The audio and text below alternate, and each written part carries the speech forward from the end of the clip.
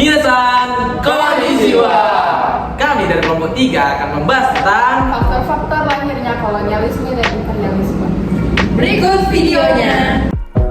Ya guys, sebelum kita masuk ke bagian faktor-faktor lahirnya kolonialisme dan imperialisme, Kita harus tahu apa itu pengertian kolonialisme dan imperialisme.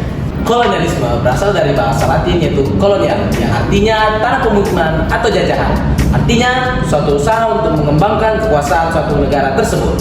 Tujuannya untuk mengolah tanah di daerah baru agar meningkatkan taraf hidupnya dan mencapai dominasi ekonomi atas sumber daya, manusia, dan perdagangan. Sedangkan imperialisme berasal dari kata imperator, yaitu memerintah. Artinya, usaha memperluas kekuasaan suatu negara untuk menguasai negara lain dengan tujuan menanam pengaruh pada semua bidang kehidupan negara yang bersangkutan. Selanjutnya kita akan bahas tentang faktor lahirnya kolonialisme dan imperialisme. Yang pertama itu faktor utama, gold. Adanya prospek ekonomi di dunia timur serta keinginan untuk berdagang secara langsung dengan dunia timur. Faktor Konstantinopel, di mana bangsa-bangsa barat seperti Portugis belajar bahwa pedagang secara langsung dengan dunia timur bukan melalui pedagang-pedagang perantara atau middleman. Di Konstantinopel jauh lebih menguntungkan secara ekonomis.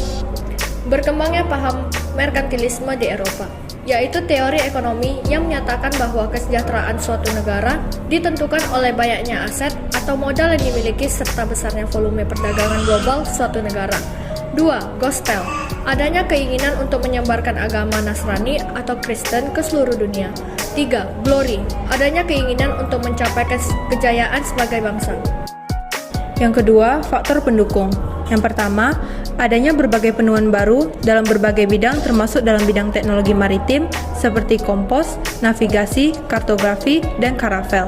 Yang kedua, para penjelajah didorong oleh semangat dan idealisme pribadi semenjak munculnya penemuan-penemuan baru seperti ditemukan bahwa bumi itu bulat.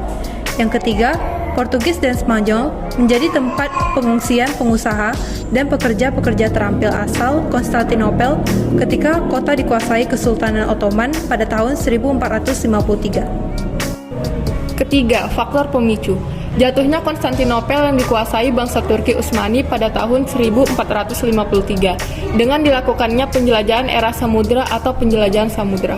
Faktor ini dilatar belakangi oleh motif ekonomi, agama, dan politik atau glory, dipicu oleh jatuhnya Konstantinopel serta didukung oleh penemuan teknologi baru dalam bidang pelayanan dan idealisme pribadi data penjelajah. Oke guys, sekian hasil dari video kami. See you, bye-bye.